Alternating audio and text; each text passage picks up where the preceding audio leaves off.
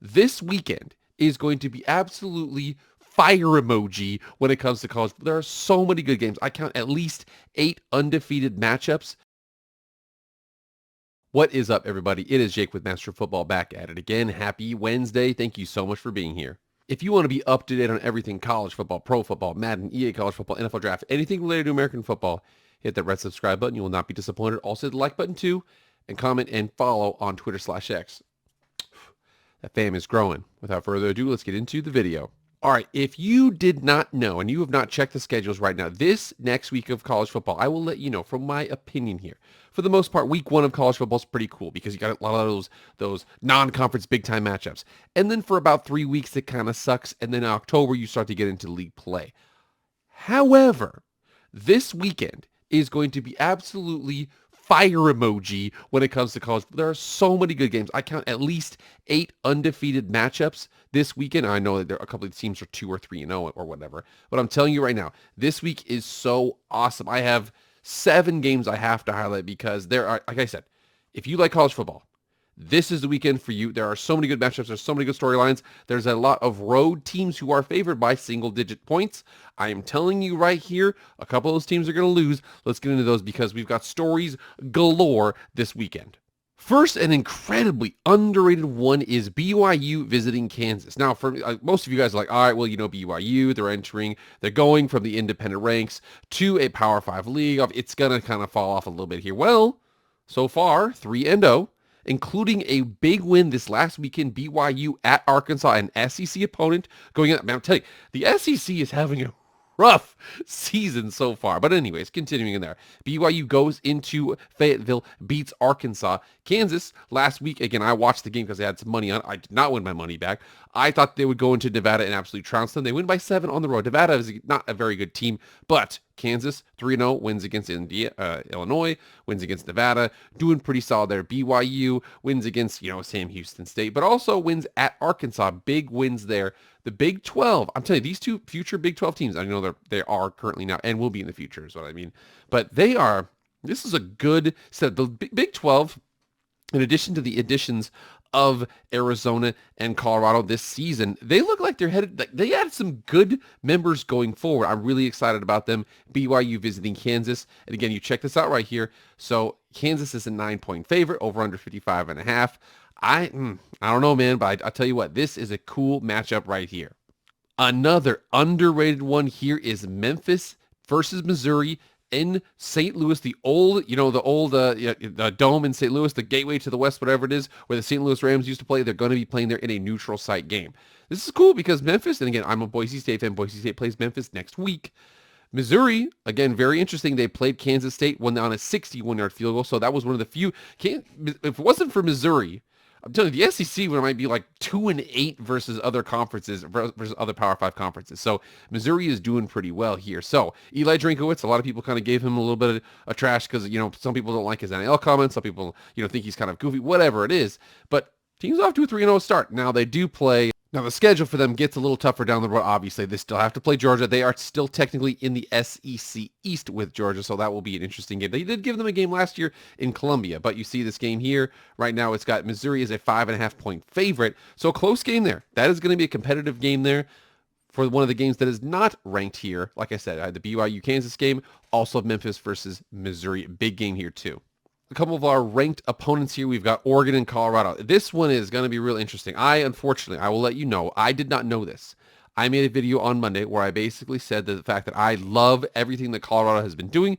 However, I am a little worried about the fact that they can't really establish a line of scrimmage on offense. Their defense gives up a lot of yards, and basically they talk a little bit too much trash. But I said the fact that I love everything else that they did. However, I did not know that that was tantamount to admitting that you are a grand wizard of the KKK and that you hate all black people. I learned that was new. But basically, I gave a mild criticism of Deion Sanders. And not even a criticism, basically like the fact that I don't think that they're ready yet for the super prime time, ironically. But again, that is apparently doubting them. Trust me, I've got money on them more than any of these people, these jokers that say that. But back to the game here. They go and play at Oregon. So week 1, they played at TCU. Then they had a home game against Nebraska and a home game against Colorado State. Now, you can see that ESPN, we've got a couple weeks of numbers here to kind of go off of. Right now, looks like the Oregon is favored by 21 at home, we'll see what happens here. No Travis Hunter. Again, Shadur Sanders has been carrying the load for this team. His lower back has to be killing them because he's been carrying this team. Shiloh had a couple of good plays too. Shiloh's been all over the place, especially in the Colorado State game. But this is an interesting game to watch here. It's going to get a ton of viewers. But again, right now, it looks like Oregon is a heavy favorite. As much as, Deion Sanders wants to use, bulletin board material about Doug Lanning in the offseason basically said, oh, well, Oregon's leaving us. Well, they haven't really done anything when they were, Colorado's leaving the Pac-12. They haven't really done anything when they were here, so I don't really know if we're going to miss anything. He said something to that effect. I think that's not Coach Deion Sanders' best bulletin board material. I think his best bulletin board material is the fact that Las Vegas thinks it's a 50-50 shot that you're going to lose by 3 touchdowns. That's his best case here. But again, this game right here, one of the 7 I had. This is the third one I had. A really, really interesting game here is between the Ole Miss Rebels and the Alabama Crimson Tide. So Ole Miss comes in undefeated.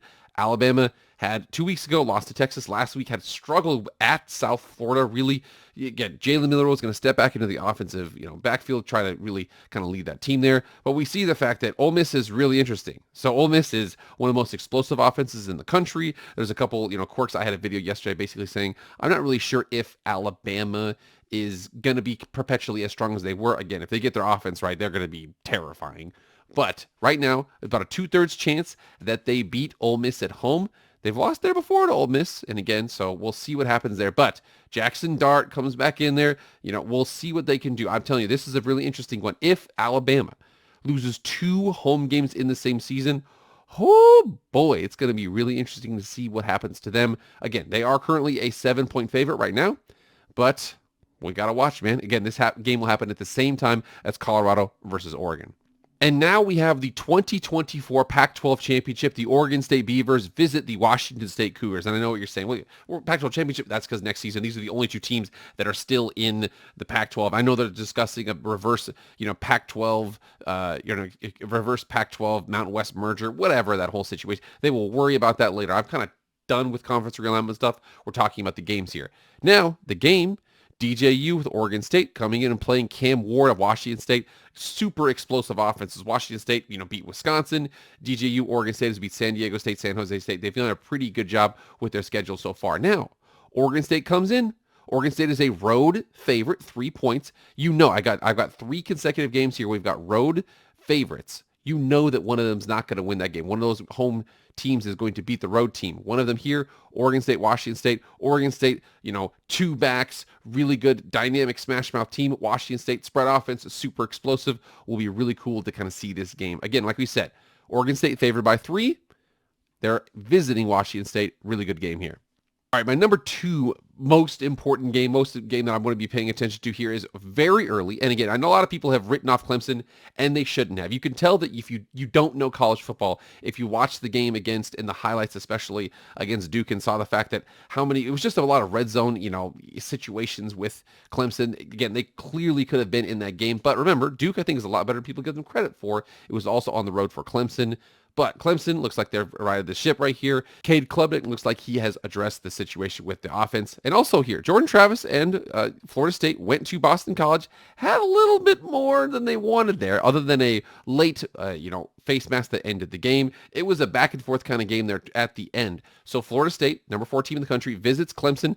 Think about this. Clemson's unranked. You can tell that how much people know that unranking is kind of BS, because you look over here and Florida State's favored by 2. Florida State's favored by 2 against a non-ranked team. They're the number 4 team in the country. Maybe that's because Clemson's a lot better than being unranked. That's all I'm saying here.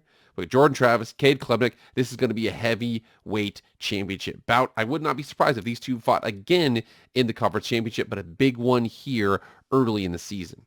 And last but not least, the big one. It's going to be a late night matchup here. Not late night, but it's going to be prime time matchup is what we'll say. 7:30 Eastern Standard Time. Ohio State, again, with their early season, let's just say, we won't say struggles, but we'll say sputtering of their offense, versus Notre Dame, who has looked basically very, very effective for their first couple of games here. This is a big one. Now, last year, Notre Dame visited Ohio State. It was a lot closer of a game for early on. Later on, you saw that C.J. Stroud, they were able to pull away. This one's interesting. Kyle McCord, Sam Hartman, Marvin Harrison Jr., lots of good players in this game. And remember this one too. Number 6, Ohio State. Number 9, Notre Dame. We see here, Ohio State is a 3-point favorite. Like I said, Oregon State, Washington State, Florida State, Clemson, Ohio State, and Notre Dame. All three road teams are favored in those games. You know at least one of those is going to flip. At least somebody's going to lose there. That means if you think about that, Oregon State's going to lose, or Florida State's going to lose, or Ohio State's going to lose. These are big-time matchups here. This weekend of college football is absolutely ginormous. This weekend of college football is huge. I didn't even mention Penn State, Iowa. There's like a lot of other games out there that I didn't even talk about. Utah versus UCLA, tons of good games. But the big ones to me, again, there's a reason why Florida State, the number 4 team in the country, is only favored by 2 over Clemson at Clemson. It's going to be a tough matchup. We also see Ohio State visiting Notre Dame. Remember, last year's game was a lot closer than we thought it was going to be. This year, I'm telling you, one of those teams is going to lose. The road favorite is going to lose. We don't know which one, but it's going to be an action-packed weekend of college football here. If you can't get excited for this week of college football, you are not a college football fan. All right, guys, get in the comments right now. Which game are you guys most looking forward to? Again, I put 7 on there. I could have put 12. There's so many good games out there. But you remember, get in the comments and let me know. And also, like, share, comment, subscribe. Do all that stuff. I appreciate it. So for me, guys, I will see you guys later. I am out.